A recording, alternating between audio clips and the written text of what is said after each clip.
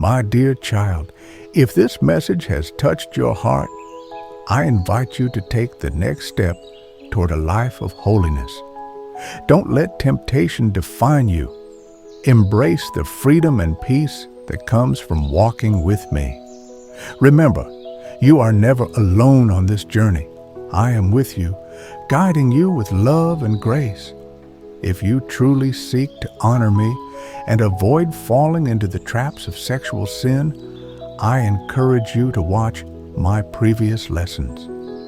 These messages are filled with wisdom and guidance to help you break free from sinful patterns and strengthen your faith.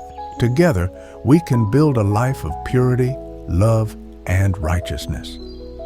Trust me, my beloved, and I am waiting for you in heaven. Don't skip even a moment, for every word carries the wisdom you need to overcome the struggles of temptation and sexual sin. Watch this full message and let my voice guide you toward a life of purity, peace, and everlasting joy. If you truly desire to walk in my light and break free from the chains of sin, take the time to listen deeply and reflect on my lessons. Watch my previous videos as well, for they hold the keys to avoiding the traps that pull you away from me.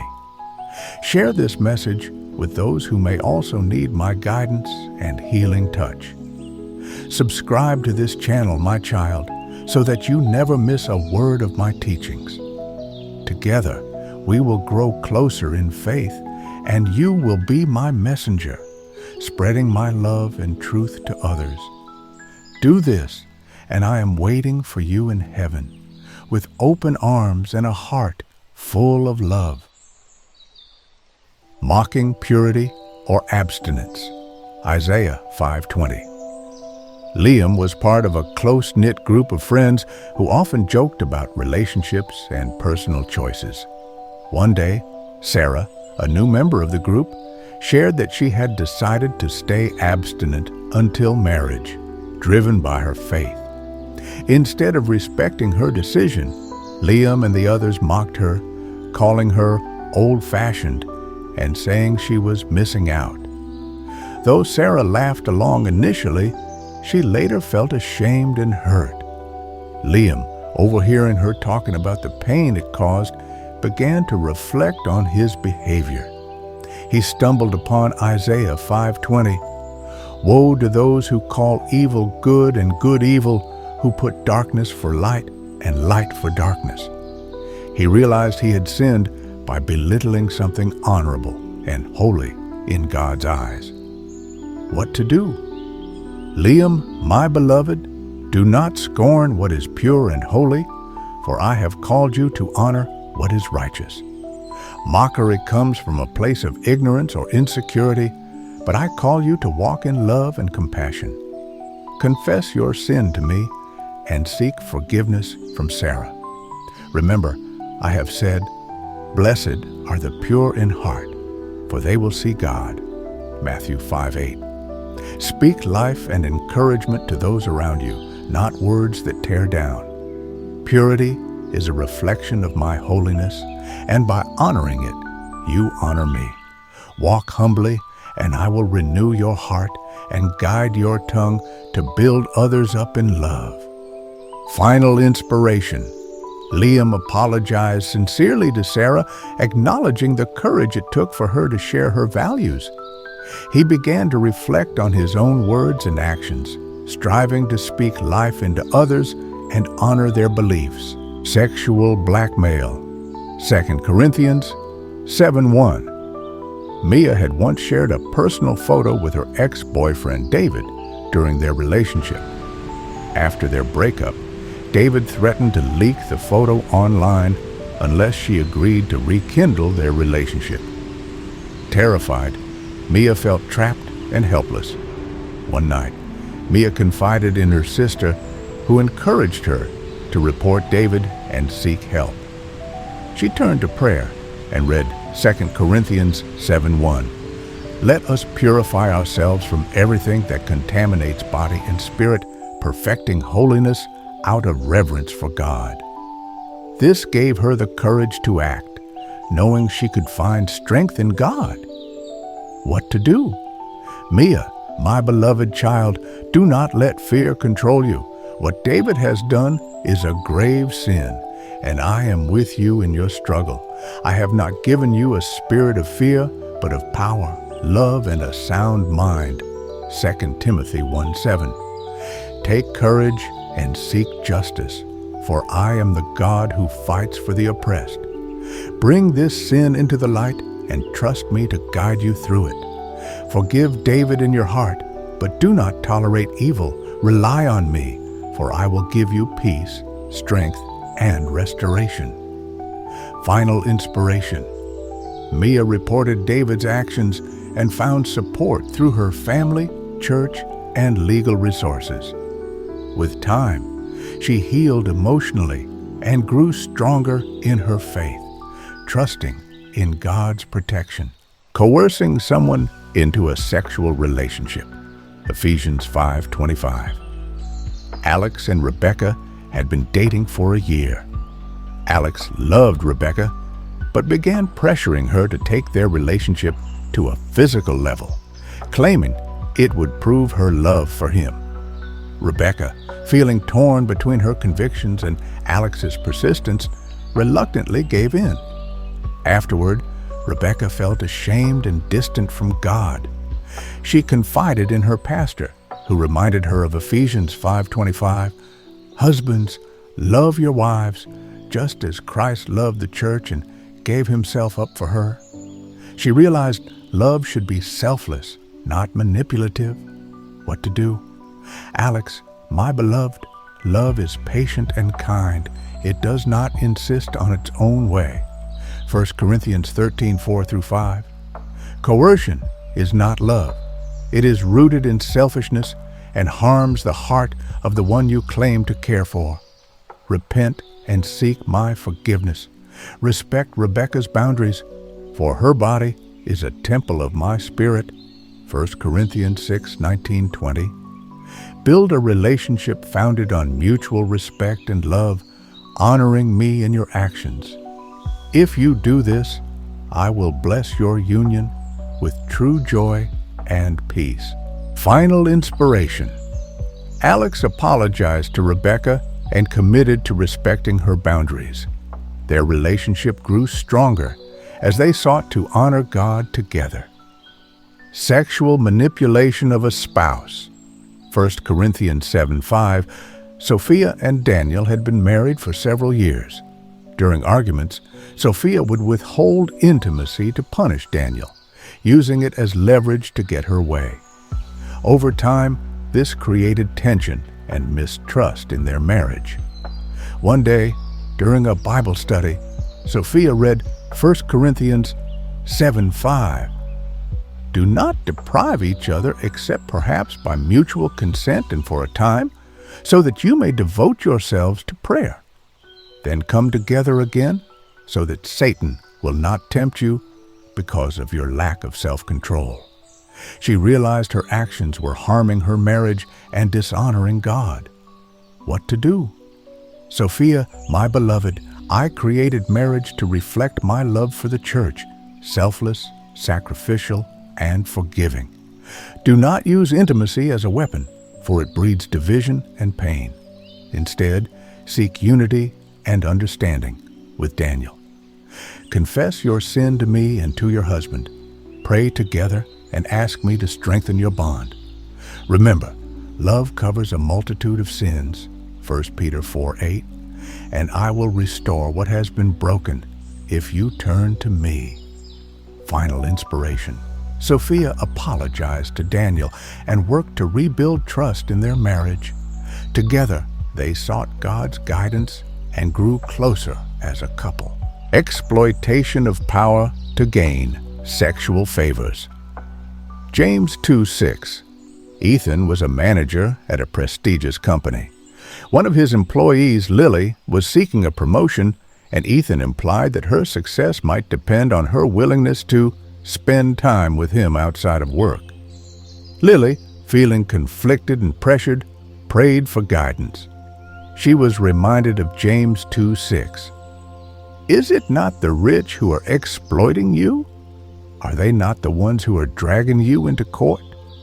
She realized she needed to stand firm in her values and confront the situation. What to do? Ethan, my beloved, I have placed you in a position of authority not to exploit, but to serve. Using your power to take advantage of others is a grave sin. Repent and seek forgiveness, for I see all and judge justly. Honor those under your care and treat them with dignity. Remember, to whom much is given, much will be required. Luke 12:48.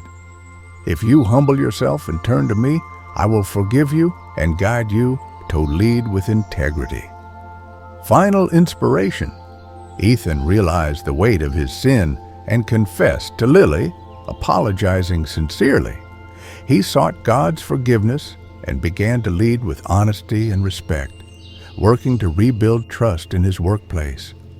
Lily, empowered by her faith, continued to excel, trusting in God's plan for her career. Engaging in sex for financial gain. Sugar relationships. Proverbs 6:26. Emily, a college student struggling with debt, entered a sugar relationship with a wealthy older man, Robert. He provided her with financial support in exchange for companionship and intimacy. Though Emily convinced herself it was harmless, she often felt empty and conflicted. One night, she read Proverbs 6:26.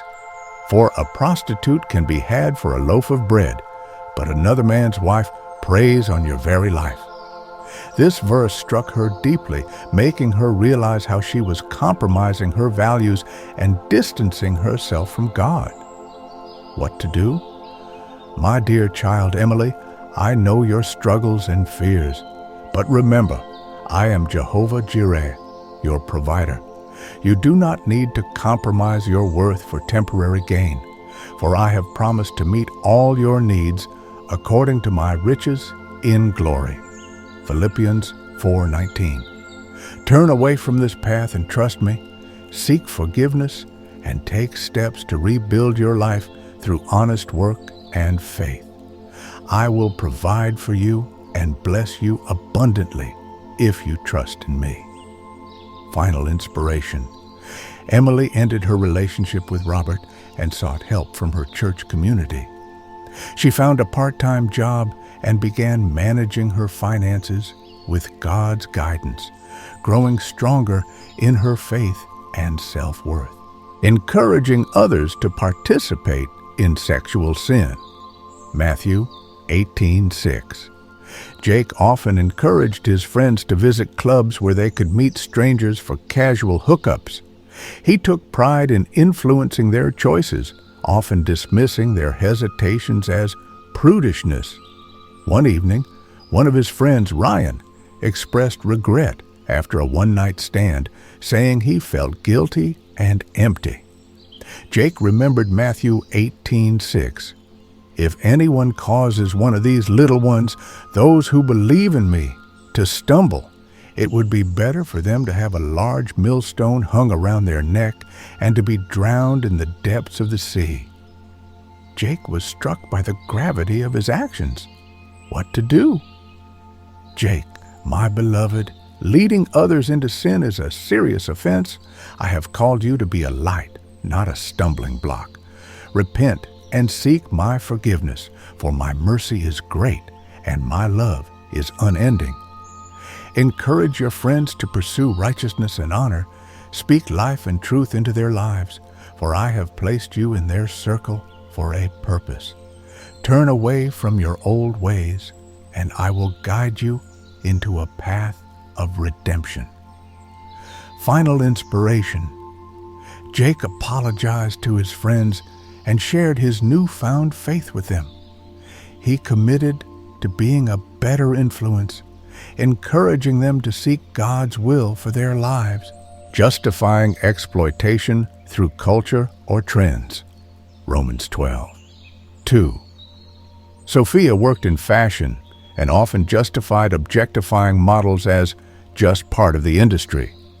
She dismissed concerns, saying, "It's what sells. Everyone's doing it." However, she began to notice how this mindset affected younger women, including her niece, who started struggling with body image issues.